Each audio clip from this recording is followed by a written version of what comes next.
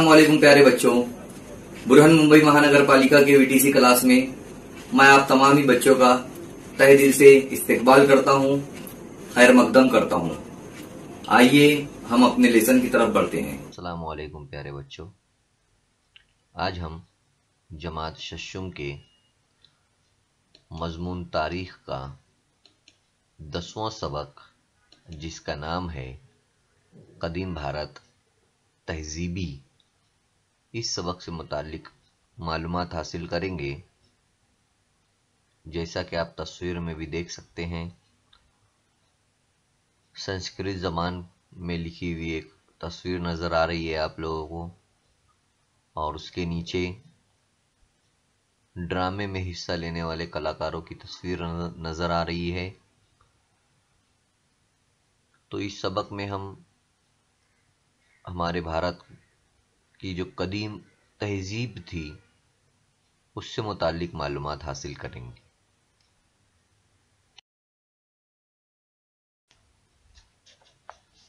ज़बान और अदब, इसमें हम देखेंगे कि कदीम भारत में अदब की तख्लीक की जामे रिवायत थी, यानी कदीम भारत में जो है तो अदब मौजूद था। अदब कहते हैं जो ज़बानें होती हैं, वो जो तहरीरें होती हैं, उनमें अलग अलग चीज़ें होती हैं, जैसे कवायद होते हैं, नज़में होती है, ड्रामे, किस्से, कहानियाँ, ये तमाम चीज़ें जो है तो अदब में शामिल होती है। तो उस वक्त जो संस्कृत ज़बान थी, अर्धमागधी ज़बान थी, पाली ज़बान और तामिल ज़बान, इन ज़बानों में उस वक्त का अदब होता था जो तहरीरी शक्ल में मौजूद था। तो यहाँ पर तस्वीर में ज़बानें आप लोग देख सकते हैं किस तरह से जो है तो अलग अलग ज़बानें नज़र आ रही है।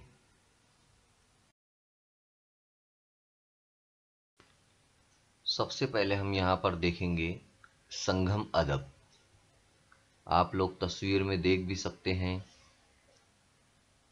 कि एक बुजुर्ग जो है वो तहरीर कर रहे हैं कुछ चीज़ें।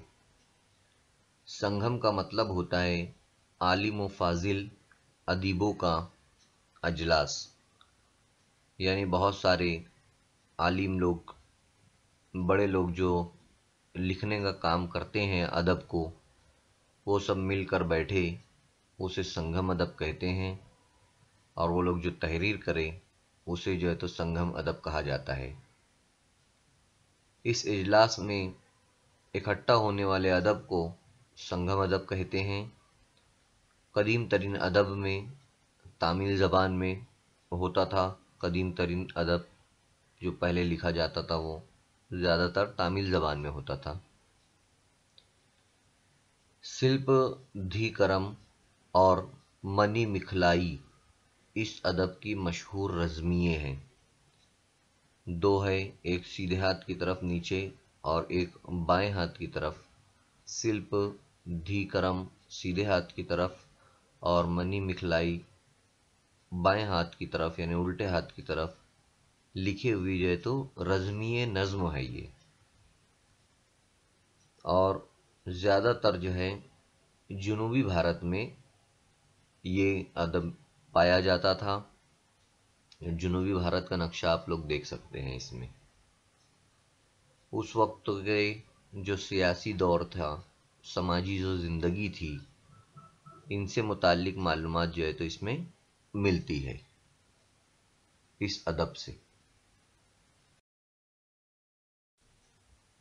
अब संगम अदब के बाद हम मजहबी अदब के बारे में देखेंगे कि उस वक्त मजहबी अदब यानी मजहब के बारे में कौन कौन सी चीज़ें जो है तो लिखी गई। मजहबी अदब में आगम ग्रंथ, त्रिपिटक और भगवद गीता, जैसा कि आप लोग तस्वीर में देख रहे हैं, ये प्राकृत ज़बान में लिखी हुई है। कौन सी? जैन आगम ग्रंथ। जैन आगम ग्रंथ भी तस्वीर में है। और अर्धमागधी, शोरसेनी और महाराष्ट्री जैसी प्राकृत जबानों में लिखी हुई है। जैन आगम ग्रंथ। वर्धमान महावीर की नसीहतें आगम ग्रंथ में यज्ञा है।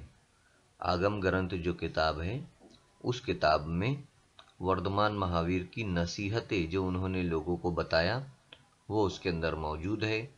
अपभ्रंश जबान में मजहबी मुक़द्दस नज़में, महापुराण, सुआने और कहानियाँ वगैरह पर मुश्तमिल अदब है। सिद्ध सेन देवकर ने प्राकृत जबान में इल्मुल इंसाफ पर मबनी समई सूत किताब लिखी है ना। और ये तो आप लोग यहाँ पर देख सकते हैं, समई सूत की तस्वीर नजर आ रही है। और टिपटक में 3 पिटक है। पिटक का मतलब होता है पेटी।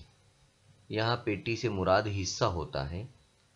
पिटक पाली जबान में लिखी गई।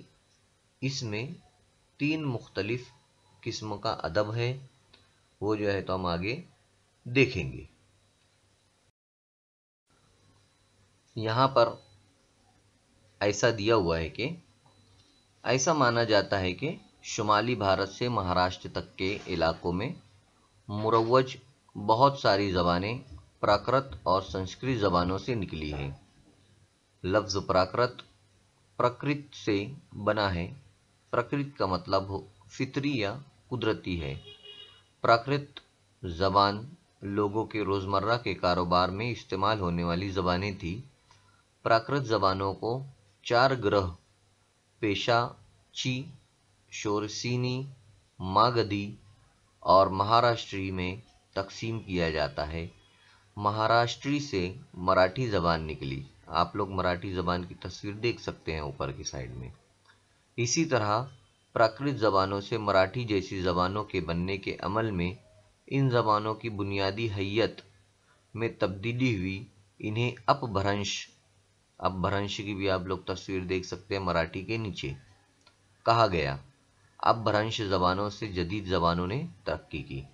आप लोग भारत में शुमाली भारत का हिस्सा भी देख सकते हैं और महाराष्ट्र का नक्शा भी आप लोग उसमें देख सकते हैं नीचे की साइड। इसका मतलब ये हुआ कि प्राकृत ज़बान से बहुत सारी ज़बानें निकली, जिसमें मराठी ज़बान भी जो है तो मौजूद है। और साथ ही साथ अपभ्रंश ज़बान ये भी जो है तो प्राकृत ज़बान से निकली हुई एक ज़बान है। यही जो है तो इसमें बताया गया है। जैसा कि मैं अभी आप लोगों को बताया कि त्रिपिटक में 3 पिटक है और पिटक का मतलब होता है हिस्सा। पहला हम लोग इसमें देखेंगे सुत पिटक।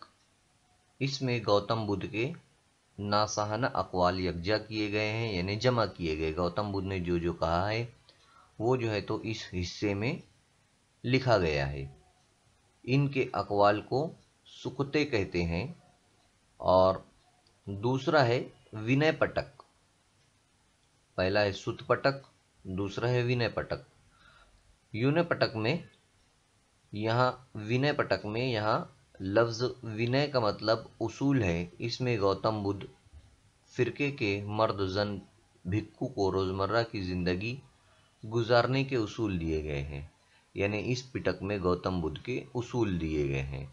पहले में उनकी अक़वाल है, अच्छी बातें हैं। दूसरे में उनकी नसीहतें हैं गौतम बुद्ध की। तस्वीर में आप लोगों को गौतम बुद्ध नज़र आ रहे होंगे, उनके बारे में ही जो है तो बात हो रही है। तीसरा अभिधम पटक।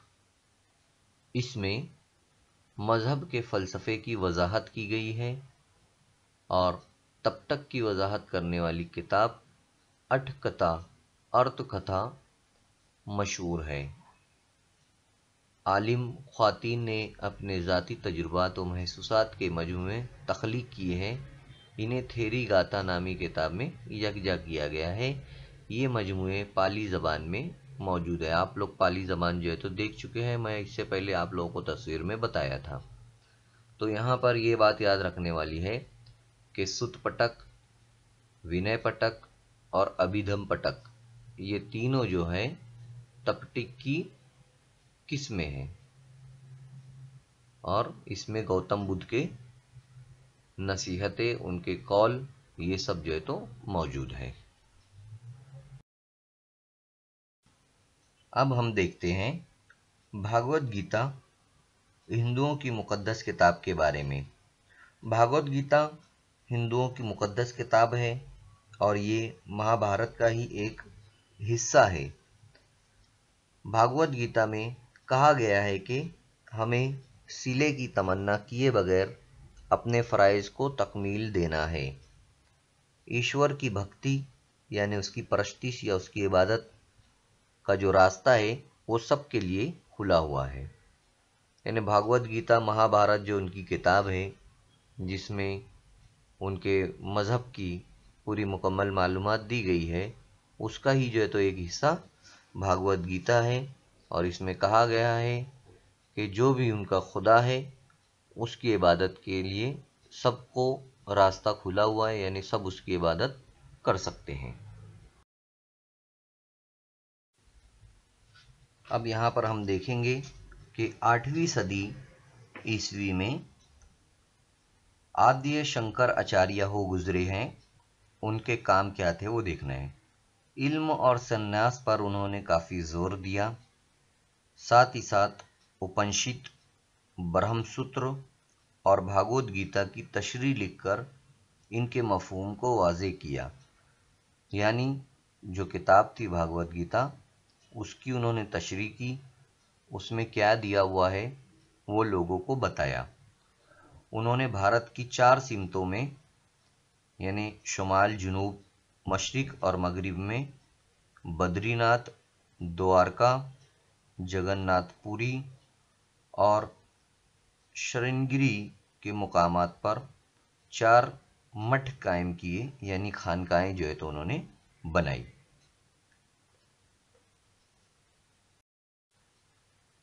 अब हम देखेंगे कवायद नामे के बारे में। कवायद और सर्फ व नुह के माहिर पानी के तहरीर करदा अष्टध्यायी संस्कृत कवायद के मुअत्तबर किताब तस्लीम की जाती है। पतंजलि ने महाभाष्या नामी किताब लिखी। इस किताब में पाणिनि की किताब अष्टाध्यायी के ज़ाब्तों की वजाहत की गई है। यानी इन किताबों में कवायद के बारे में जो है तो मालूमात दी गई है। यहाँ पर दिया हुआ है, आप लोग देख सकते हैं। अर्थशास्त्र यानी क्या? अर्थशास्त्र ये किताब कौटिल्य ने लिखी है। इस किताब में राजा के फ़राइज़, वज़ीरों के इंतखाब के उसूल, हिफाजत का इंतज़ाम, किलों की किस्में, फ़ौज की तश्कील, जासूसी के मंसूबे बंदी, ख़जाने और दफातर का इंतज़ाम, अदल व इंसाफ का तरीका, चोरी की तहकीक, सज़ाओं की किस्में वगैरह उमूर हुकूमत से मुताल्लिक बारीक बीनी से बहस की गई है। यानी अर्थशास्त्र जो है, ये जो किताब है, इसके अंदर कौटिल्य ने ये तमाम चीज़ों के बारे में ज़िक्र किया है।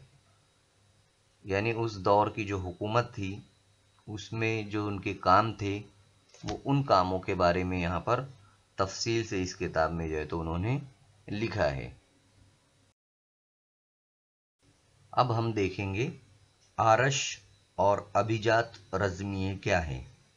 रामायण और महाभारत 2 कदीम आरिश रज़्मिये हैं। ऋषियों की तख्लीक़ात को आरश कहते हैं। ऋषि जो पुराने लोग थे, उनमें जो महान ज्ञानी थे, उन्हें जो है तो ऋषि कहते थे। उन्होंने जो लिखा है उसे आरश कहते हैं। रज़्मिया रामायण को ऋषि वाल्मीकि ने तख्लीक किया था। वाल्मीकि जो अदीब थे, जो लिखने वाले थे, उन्होंने जो है तो इसे लिखा। रामायण में जो कहानी बयान की गई है, इसके हीरो श्री राम है। रज़्मिया महाभारत को ऋषि व्यास ने तख्लीक किया। वाल्मीकि ने रामायण को लिखा और महाभारत को ऋषि व्यास ने लिखा। ये दोनों में फ़र्क आप लोगों को समझना है। इसके अलावा कौरव और पांडु के माबीन जो जंग हुई थी वो महाभारत का मौजू है। महाभारत में जंग के बारे में बताया गया है और रामायण में राम के बारे में जो है तो बताया गया है। इसके साथ साथ इसी में यानी महाभारत में श्री कृष्ण के किरदार को भी जो है तो बयान किया गया है। महाभारत में मुख्तलिफ इंसानी जज्बात और एहसासात का जो है तो जिक्र किया गया है। यहाँ पर तस्वीर में आप लोग सब देख सकते हैं, आप लोगों को नज़र आएगा कि महाभारत भी दिख रहा है किताब, और रामायण भी है, श्री राम भी दिख रहे हैं। तो ये तमाम चीज़ें जो है तो इसमें दी गई है। यह आप लोगों को याद रखने की ज़रूरत है। ज़बान व अदब और फ़नून लतीफ़ा में ऐसा भी वक्त आता है कि आने वाले वक्त में इनकी अहमियत में कोई फ़र्क नज़र नहीं आता। यानी वो जैसे इस दौर में मशहूर होते हैं, आगे वाले दौर में भी वो उसी तरह मशहूर होते हैं, उनकी अहमियत वैसे ही रहती है। तो उन्हें कहते हैं अभिजात। और अभिजात जो है संस्कृत ज़बान में कालिदास की रघुवंश और कुमार शंभू की, इसी तरह भारवी की किराता जुनिया और माघा की शिशुपाल वध, ये पुराने दौर के मशहूर रज़्मिये हैं। तो ये रज़्मियों में कोई फ़र्क नहीं आया, उनकी अहमियत वैसे ही बरकरार रही। ये बात ध्यान में रखना है। अब हम देखेंगे ड्रामे। आप लोग ड्रामों को तो देखते ही हैं और ड्रामा करते भी होंगे। तो भारत में किसी कहानी को गाने बजाने और रक्स की मदद से पेश करने की रिवायत काफ़ी कदीम है। यानी ड्रामे जो है हमारे वहाँ पर, हमारे भारत में पहले से होते हैं। भरत मुनि की लिखी हुई एक किताब जिसका नाम है नाट्य शास्त्र में इस फन के बारे में काफ़ी डिटेल में, तफसील में जो है तो बताया गया है। इन फ़नून को मुकालमों से मरबूत करके पेश की जाने वाली जो होते हैं उसे ड्रामा कहते हैं। और पुराने संस्कृत ड्रामों में कौन कौन से ड्रामे हैं वो हमें देखना है। पुराने संस्कृत जो है तो ज़बान में नवीज़ भास का, सोपन वासुदत्त, कालिदास का अभगिया, नशा कुंतल जैसे कई ड्रामे मशहूर हैं। यानी ड्रामे जो है पुराने वक्त से जो है तो चल रहे हैं और हमारे भारत में इसकी रिवायत मिलती है। अब हम इसके बाद कहानी व अदब के बारे में देखेंगे। कहानी व अदब में हम देखेंगे, कहानी अदब को अफसानवी अदब भी कहते हैं। भारत में कदीम ज़माने में तफरीह के ज़रिए तालीम देने के लिए कहानी के अदब का इस्तेमाल किया जाता था। यानी इंटरटेनमेंट के लिए जो है तो कहानी का इस्तेमाल किया जाता था, जिसमें पेशाची ज़बान में गुना ढैया की किताब भरत कथा मशहूर है।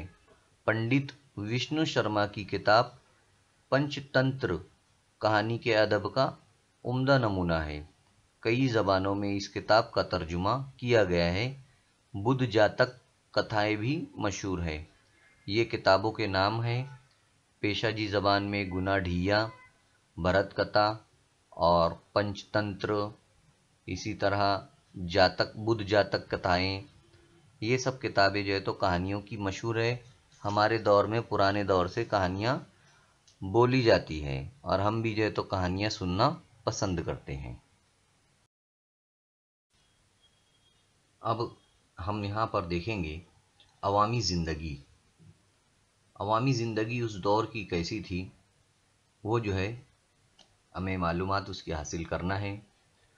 कदीम भारत के अदब से उस वक्त की अवामी ज़िंदगी की मालूमात भी हमें हासिल होती है। कदीम भारत में मुल्क के अंदर दूर दराज के ममालिक से होने वाली तजारत की वजह से खुशहाली का दौर दौरा था। तजारत यानी कि सामान का लेन देन, यानी सामान को बेचना, उनसे खरीदना, दूसरे मुल्कों से दूसरे मुल्कों में जाकर सामान को बेचना, ये तमाम चीज़ों की वजह से वहाँ के लोग काफ़ी खुशहाल थे। समाज में मुख्तलिफ़ ज़ातें थी और मुख्तलिफ़ कारीगर लोग थे, ताजिर थे, और उनकी तंजीम भी थी, यूनियन जिसे हम कहते हैं। इन्हें शिरीनी कहा जाता था, और किसी भी मुद्दे पर अगर कोई तकलीफ़ होती थी तो ये लोग आवाज़ उठाते थे। बहरी और खुश्की के रास्ते से तिजारत होती थी। बहरी यानी समुंदर का रास्ता, और खुश्की यानी सड़कें वगैरह, तो ये दोनों के ज़रिए तिजारत होती थी। भारत की अशिया यानी भारत की मुख्तलिफ़ चीज़ें, जैसे मलमल का कपड़ा, हाथी के दांत, कीमती हीरे, मसाले और अच्छे बनावट के मिट्टी के बर्तन वगैरह, दूसरे मुल्कों में इनकी खूब मांग थी। यानी लोग इनको मांगते थे, लोग इनकी चाहत करते थे कि हमें ये चाहिए, बहुत पसंद करते थे। और ये चीज़ें हमारे जो भारत के ताजिर थे वहाँ पर उन लोगों को देते थे। वहाँ पर उस वक्त चावल, गेहूँ, जौ और मसूर, ये तमाम चीज़ें जो है तो इनकी फसलें उगाई जाती थी। लोगों की जो ग़िज़ा थी उसमें अनाजों से तैयार की गई मुख्तलिफ़ अशिया के साथ साथ गोश्त, मछली, दूध, घी और फल वगैरह शामिल थे। लोग ख़ास तौर पर सूती कपड़े का इस्तेमाल करते थे, जिसे हम कॉटन का ड्रेस कहते हैं, कॉटन के कपड़े कहते हैं, वो लोग इस्तेमाल करते थे।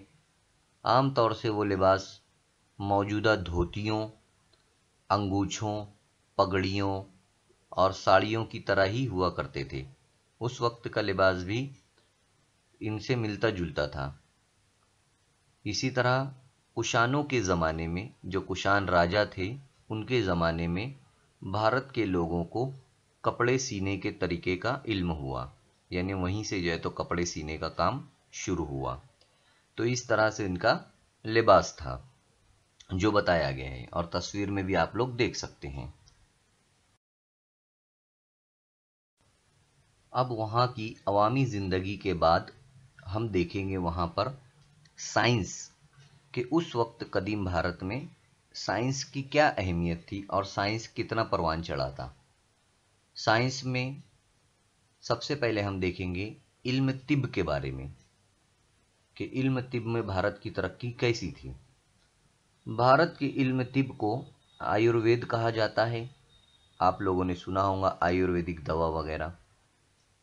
आयुर्वेद की काफ़ी पुरानी रिवायत है, ये पुराने दौर से आयुर्वेद चलता आ रहा है। आयुर्वेद में अमराज की अलामतें, अमराज की तशखीस, यानी कौन सा मर्ज मरीज को है वो मालूम करना, इसी तरह उसका इलाज करना, ये तमाम बातों पर गौर खौज किया जाता है। इसी के साथ इस बात पर भी गौर किया जाता है कि मर्ज लाहक ना हो। बिमसार के दरबार में जीवक नामी मशहूर वैद्य, जिसे हम आज के दौर में डॉक्टर कहते हैं, वो मौजूद था। उसका नाम था जीवक। चर्क सनहता नामी किताब में तिब्बी तशखीस के इल्म और अद्वियात के बारे में मुफस्सल मालूमात दी गई है। यानी चर्क सनहता जो नामी किताब है, उस किताब में कौन कौन सी बीमारियां होती है और उन बीमारियों का इलाज क्या होता है, इसके बारे में मालूमात दी गई है। यानी पुराने दौर से भारत में भी बीमारियों का इलाज के बारे में आयुर्वेद जो है वो काम करता है। इसी तरह किताब चर्क की तहरीर करदा जो सर्जन, जराह, सशरत की लिखी हुई किताब है उसे सशरत सन्हता कहते हैं। इसमें मुख्तलिफ अमराज की तशखीस और इनके इलाज की मालूमात दी गई है। और एक किताब है जिसका नाम है सशरत सन्हता, तो इसके अंदर भी जो है तो पूरी मालूमात दी गई है। इस किताब की ख़ास बात यह है कि इसमें मुख्तलिफ वजह की बिना पर होने वाले जो ज़ख्म हैं, हड्डियों के टूट जाना, ये तमाम के बारे में मुफस्सल मालूमात दी गई है कि उसका इलाज किस तरह हो। अगर कुछ कट जाए, कुछ जल जाए, कुछ हड्डियां टूट जाए, फूट जाए, तो उसके मुतालिक मालूमात दी गई है। इसी तरह सशरत सिन्हा का अरबी ज़बान में तर्जुमा किया गया था, जिसका नाम किताबुस सुसुद था। इस किताब को अरबी ज़बान में भी जो है तो तर्जुमा किया गया था। इनमें अष्टांग संग्रा और अष्टांग हृदय सन्हता अहम है। बुद्ध भिक्खु नागार्जुन की तहरीर करदा किताब रत्नाकर में कीमियाई अशिया और धातु के बारे में मालूमात दी गई है। यहाँ समझने का मकसद सिर्फ इतना है कि ये बहुत सारे किताबें हैं जिन्हें अलग अलग लोगों ने लिखा है। इनमें मुख्तलिफ बीमारियों के बारे में मालूमात दी गई है और इलाज किस तरह किया जाना चाहिए इनके बारे में भी जो है तो तफसील से दिया गया है। ये हमें याद रखना है। अब साइंस के बाद हम देखेंगे रियाजी और फल्कियात के बारे में कि कदीम दौर में हमारे मुल्क ने भारत में रियाजी और फल्कियात में किस तरह तरक्की की है। कदीम भारतीयों ने रियाजी और फल्कियात का गहरा मुताल्ला किया था। भारतीयों ने 1 से 9 और सिफर के आदाद का सबसे पहले इस्तेमाल किया था। कदीम भारतीयों को इल्म था कि इकाई और दहाई के मुकाम के लिहाज से हिंदीसों की कीमत भी जो है तो बदलती है। आप लोग जानते होंगे, इकाई में जब लिखा जाता है फिर उसमें दहाई जब अजाफा होता है तो कीमत जो है तो बढ़ जाती है। यही बात कदीम भारत में पहले से मानी जाती है और लोगों को इसका इल्म था। इसी तरह आर्यभट्ट नामी रियाजीदान ने आर्यभट्टा किताब तहरीर की। इसने रियाजियाती अमल में कई ज़ाब्ते भी पेश किए। यानी हमारे भारत के जो रियाजीदान थे जिनका नाम था आर्यभट्ट, उन्होंने जो है तो किताब भी लिखी और उसमें रियाजी की बहुत सारी मालूमात भी उन्होंने लिखी। इसी तरह वो एक माहिर फल्कियात भी थे, यानी उनको आसमान का इल्म भी था। इसने कहा कि ज़मीन सूरज के गिर्द घूमती है ना। 6ठी सदी ईस्वी में हो गुजरे वाराह मिहिर ने पंच सिद्धानितिका नामी किताब तहरीर की। इस किताब में भारतीय फल्कियाती उसूलों के साथ साथ यूनानी, रूमी, मिस्री तहजीबों के फल्कियाती उसूलों पर भी गौर खौज किया गया है। क्या आप जानते हैं कुनाद के बारे में? कुनाद यानी क्या? कुनाद ने वैशिष्क दर्शन नामी एक किताब लिखी। इस किताब में ख़ास तौर से जौहर यानी एटम पर गौर खौज किया गया है। कुनाद की राय में ये कायनात बेशुमार अनासिर से भरी पड़ी है। ये अनासिर यानी जौहर ने इख्तियार की हुई मुख्तलिफ शक्लें हैं। ये शक्लें बदलती रहती है लेकिन जौहर गैर तगय्युर पजीर रहते हैं। यानी इसने साइंस के अंदर जो मालूमात होती है जौहर की, जो जौहर इस्तेमाल होता है, वो तमाम मालूमात जो है तो इसने उस वक्त जो है तो बताई है। अब हम देखेंगे रियाजी और फल्कियात के बाद तालीम के मराकीज़ कि उस वक्त भारत के अंदर कदीम भारत में कहाँ कहाँ बड़े पैमाने पर तालीम दी जाती थी, वो हमें देखना है। और बाहर के मुल्कों से भी हमारे वहाँ पर, हमारे मुल्क हिंदुस्तान में लोग तालीम हासिल करने के लिए आते थे। पहला है तक्षशिला यूनिवर्सिटी। तक्षशिला भारत की कदीम तिजारती रास्ते पर वाक़े अहम शहर था। अब ये मुकाम पाकिस्तान में है। वहाँ आसार कदीमा के दस्तयाब होने वाले सबूतों की बुनियाद पर मालूम होता है कि 6ठी सदी कब्ल मसीह में बसाया गया होगा तक्षशिला शहर। गौतम बुद्ध के हम असर तबीब यानी वैद्य जीवक ने तक्षशिला यूनिवर्सिटी में तालीम हासिल की थी। 4वीं सदी कब्ल मसीह में तक्षशिला यूनिवर्सिटी की शोहरत दूर दूर तक फैल चुकी थी। मौर्य हुकूमत के बानी चंद्रगुप्त मौर्य की तालीम तक्षशिला यूनिवर्सिटी से ही हुई। यानी तक्षशिला जो शहर है वो पाकिस्तान में है। उस वक्त वहाँ पर एक यूनिवर्सिटी थी जिसको तक्षशिला यूनिवर्सिटी कहते हैं। तो इस यूनिवर्सिटी को काफ़ी अहमियत थी और दूर दराज मुल्कों से भी लोग जो है तो वहाँ पर आते थे। तक्षशिला यूनिवर्सिटी में बहुत सारे मशहूर लोगों ने तालीम हासिल की है। साथ ही साथ माहिर कवायद पानी और तबीब वैद्य चरक भी तक्षशिला यूनिवर्सिटी के तालिब इल्म हैं। सिकंदर के हमरा आने वाले यूनानी मौर्रिखीन ने भी तक्षशिला का जिक्र किया है। सिकंदर जो एक बहुत बड़ा राजा था, जो आधी दुनिया उन्होंने फतेह कर ली थी, उसके साथ भी बहुत सारे लोग यहाँ पर जब आए थे तारीख लिखने वाले, तो उन्होंने भी तक्षशिला का जिक्र किया है अपनी किताबों में। उन्होंने ये भी लिखा है कि यूनान में कहीं भी इस तरह की यूनिवर्सिटी नहीं थी। चीनी बुद्ध भिक्खु फाहियान जो 400 ईस्वी में भारत आया था, इस वक्त वो तक्षशिला यूनिवर्सिटी देखने गया था। इस यूनिवर्सिटी में वैदिक अदब, बुद्ध फ़लसफ़ा, माशियात, मंतिक जैसे मुख्तलिफ मज़ामीन की तालीम दी जाती थी। यानी बहुत सारे अहम लोगों ने जो आगे चलकर जिन्होंने बड़े बड़े कारनामे अंजाम दिए, उन लोगों ने जो है तो तक्षशिला यूनिवर्सिटी में उस वक्त तालीम हासिल की थी और तक्षशिला यूनिवर्सिटी काफ़ी मशहूर थी। ये बातें जो है तो यहाँ पर ध्यान में रखना है। तक्षशिला यूनिवर्सिटी के बाद वाराणसी, वरना और असी गंगा के 2 माविनी नदियां हैं। इन दोनों नदियों के दरमियान बसने वाला जो शहर है उसे वाराणसी के नाम से जाना जाता है। वाराणसी में कदीम ज़माने ही से वैद, जैन और बुद्ध फ़लसफ़े की तालीम देने के मराकिज़ थे।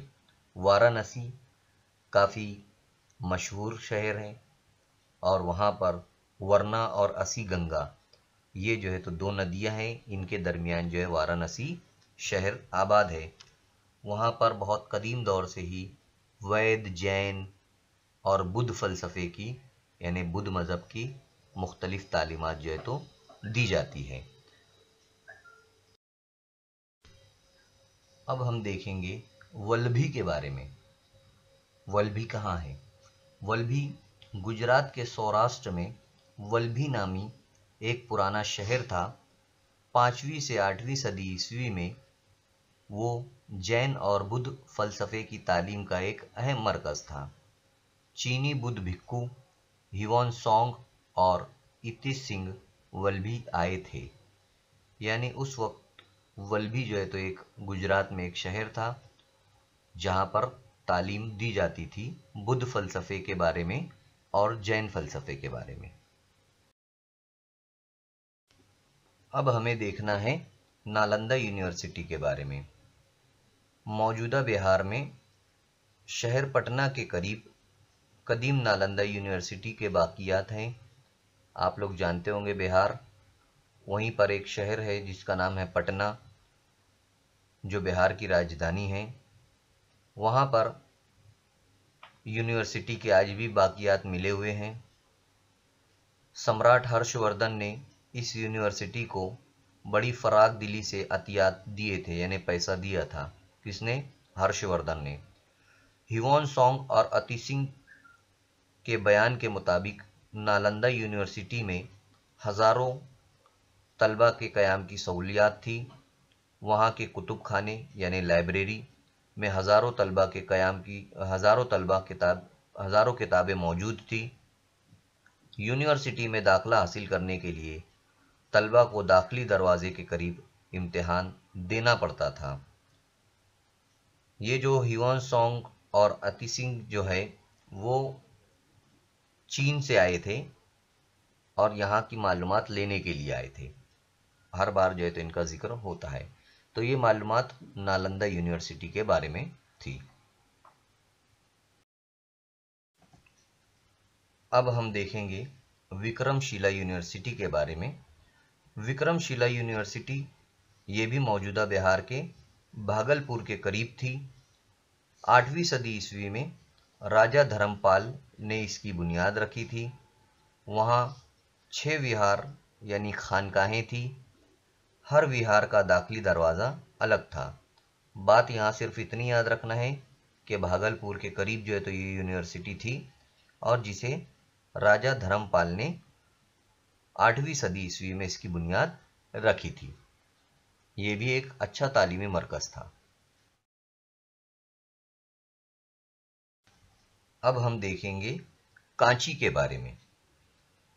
پلو دور حکومت میں یعنی 6 صدی عیسوی میں موجودہ تمل ناڈو آپ لوگوں کو نظر آ رہا ہوگا، یہ ایک وہاں کا تعلیمی مرکز بن گیا تھا۔ وہاں ویدک، جین اور بدھ کتابوں کا مطالعہ اور تدریس کی جاتی تھی۔ یہاں پر کانچی میں اس بات کو یاد رکھنا ہے، یہ بھی ایک تعلیمی مرکز تھا۔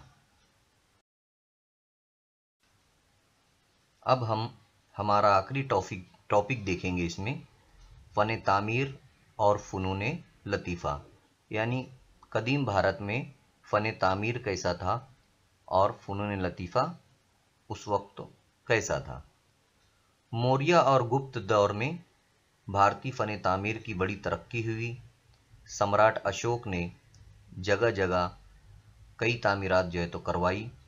پتھر کے ستون بھارتی سنگ تراشی کے عمدہ نمونے ہیں۔ سانچی کا استوپ اور ادے گیری، کھنڈ گیری، کارلے، ناشک، اجنتا، ویرول، ایرولا کے غاروں میں وہی روایت زیادہ سے زیادہ ترقی کرتی چلی گئی۔ یہ جتنے نام لیے گئے ہیں، ادے گیری، کھنڈ گیری، کارلے، ناشک، اجنتا، ویرول، یہ جو غاروں یہاں پر جو موجود غاریں ہیں وہ اسی فن کو جو ہے تو بتاتی ہے۔ اسی طرح گپت دور میں بھارتی مجسمہ سازی کے فن کو ترقی حاصل ہوئی، یعنی چندر گپت موریہ وغیرہ کے دور میں۔ جنوبی بھارت میں چالوکیہ اور پلو حکومت کے عہد میں مندروں کی تعمیر کو ترقی ملی۔ مہابلی پورم کے منادر اس کی گواہی دیتے ہیں۔ پلو دور حکومت میں پلو، چالوکیہ یہ سب راجاؤں کے نام ہو گزرے ہیں اور ان کے دور حکومت کی جو ہے تو بات یہاں پر ہو رہی ہے۔ پلو دور حکومت میں دیوی دیوتاؤں کی کانسے کی مورتیاں بنانے کا آغاز ہوا، جو آپ لوگ دیکھ سکتے ہیں، تصویر میں دکھائی دے رہی ہے۔ دلی کے قریب مہرولی میں گپت دور کا لوہے کا ستون دیکھ کر قدیم بھارت میں دھات کے کام کا علم اور اس کی ترقی کا اندازہ ہوتا ہے۔ یہ بھی آپ لوگوں کو تصویر میں دکھائی دے رہا ہوگا۔ ہم نے دیکھا کہ قدیم بھارت کی تہذیب انتہائی خوشحال اور ترقی یافتہ تھی۔ اس سبق میں ہم لوگوں نے دیکھا کہ بھارت کی جو تہذیب تھی، قدیم بھارتی تہذیب، وہ کافی خوشحال تھی اور اس کے متعلق اس کی تعلیم، فلکیات، ریاضی، سائنس، تجارت، ان تمام مدوں پر جو ہے تو ہم نے غور و خوض کیا اور معلومات حاصل کی۔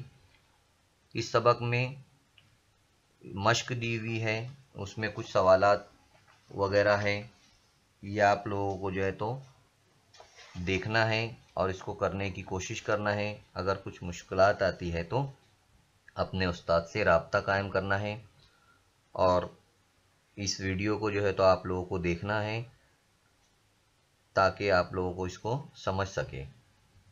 اس طرح سے یہاں پر ہمارا سبق مکمل ہوتا ہے۔ اللہ حافظ۔ امید کرتا ہوں کہ اس سبق کے تمام ہی جو پوائنٹس تھے وہ آپ لوگوں کو سمجھ میں آئے ہوں گے۔ اس سبق کے آخر میں بہت ساری مشق دی ہوئی ہے، سوالات کے جوابات دیے ہوئے ہیں، آپ لوگوں کا کام جو ہے تو اس کو کرنا ہے۔